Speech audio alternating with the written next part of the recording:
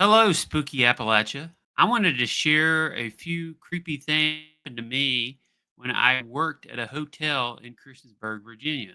I had been their maintenance worker for about 2 years, and here and there I would hear rumors about hauntings and strange occurrences. I'm not a non believer, but I'm also not the type to jump at every little thing and try to tie it to something supernatural. Some of the housekeepers had told me that the hotel beside us had a man in it who took his own life a few years before I had started working there, and claimed that some of them would try to communicate with him and have him turn on lights on and off in the guest rooms. While I didn't have any lights turning on and off during my time inspecting the rooms, I did have a few things happen that were a little eerie. One night, a girl at the front desk asked me to go into one of the rooms, grab some extra pillows for a guest on one of the upper floors. The room she gave me was marked as clean and vacant, so I could just go in and retrieve some of the pillows in the closet. I made my way up to the floor that the room was on and started to use the card key to open the door when I thought I heard at least three, maybe four voices on the other side of the door. I couldn't make out what they were saying or what they were talking about, but it sounded like when people would gather for a regular social event. I even tried to direct my hearing to the door beside of it, thinking maybe it was just the room next to it. But that room didn't seem like the voices were any clearer or well placed with it. So I knocked on the room that was supposed to be empty, and abruptly the voices stopped. I called out something like, "Maintenance, I'm entering the room. Is there anyone currently here?" And no response or movement. I opened the door to complete darkness until I flipped the light switch. The room was empty. No TV was on. There were no suitcases. There wasn't even an overhead fan going. It was complete silence, and I felt a chill go down my spine. I went to the closet to retrieve the pillows, and nothing else happened. I felt a little silly for letting my imagination get to me.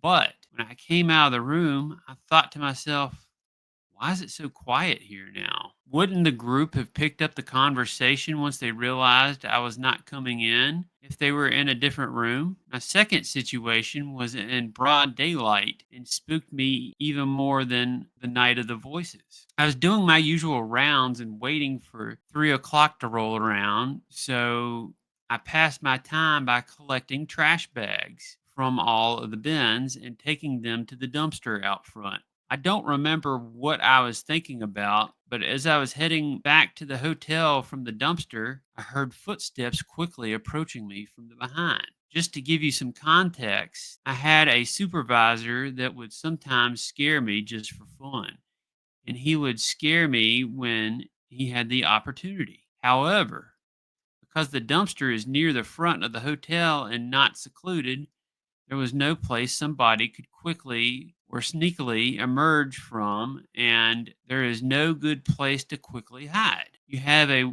wide view of everything around you at this spot. With that said, my brain quickly believed it was my supervisor. I spun around with a gotcha expression, but there was no one else outside with me. There were no cars in the parking lot and no trees nearby they could have just ran over to and hid behind. I felt almost speechless because I knew I heard footsteps quickening their pace on the asphalt. I sometimes wonder, what if I didn't turn around? Would anything have happened? Would I have been shoved or felt a gust of wind? Maybe would have been nothing. But that sound was all the proof I needed to believe something could have been there. I don't know how many or if there are spirits there, but I do believe there are a few that stay there and they don't mind letting you know you might be sharing a room with a wanderer or two. Well, that's definitely one that makes you wonder. Yeah. I wonder where You know, this place is. I don't know, man, but I tell you, man, yeah, so many things happen at hotels that people don't know about that they don't share with the general public. They try to keep hush hush, Mhm. because of Yeah, we've stays and we've stuff. But had Yeah, we've had a couple stories from hotels that people had experiences in just like this, and everybody wants to know what hotel it is. They don't never tell us what hotel it is, Yeah. And and the owners usually don't, like you said, don't want people to know it.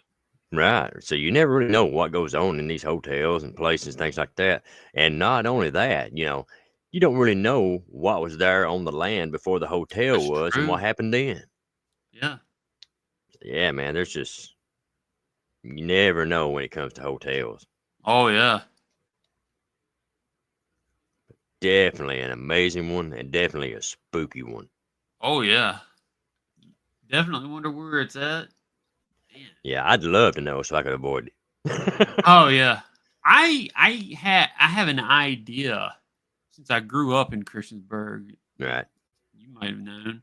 I have an idea where it's at, and I've heard of a haunted hotel in the spot I think that it is because it's two side by side, and one of them was abandoned.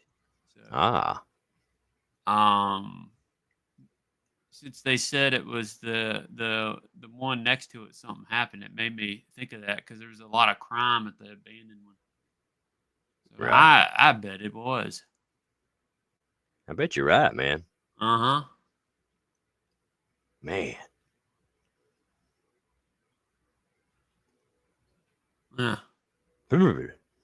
Somebody told me I should go do a location video there, and I was like, I know that spot, and no, thank Yeah. Say, you. no. No,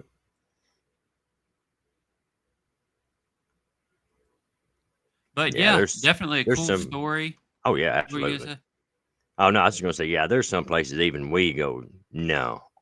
Yeah, yeah. I don't really want to go inside of abandoned places. One thing, I'm not sure how legal it is, and two, you never know what's going on at these places either. Oh yeah, because I mean, like you said, you don't know what's going on there. There may be, squatters in there. Who knows? Some of them may be violent.